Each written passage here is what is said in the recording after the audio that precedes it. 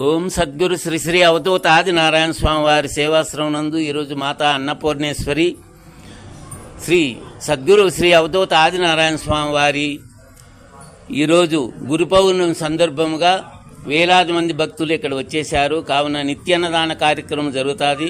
కావున ఇక్కడ భక్తాదులందరూ వచ్చి స్వామివారి ఆశీస్సులు పొంది తీర్థప్రసాదములు తీసుకొని స్వామివారి కృపకు పాత్రలు కదని కోరుకుంటున్నాము. విట్లా వేపూరుకోట శ్రీ సద్గురు శ్రీ శ్రీ అవధూత ఆదినారాయణ స్వామి వారి సేవాశ్రమం. జై సద్గురు.